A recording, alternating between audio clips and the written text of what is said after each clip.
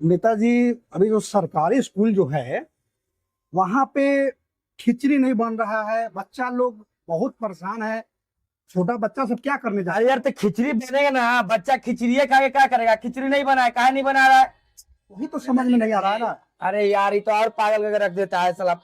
बोलो ना यार, क्या मुझे कॉल किया कौन मैडम फोन कर रही है?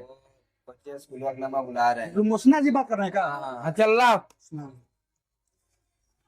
हाँ लुशना मैडम कहिए, कैसे हैं? अच्छा, अरे रे रे, ना सब चीज ठीक चल रहा है क्या?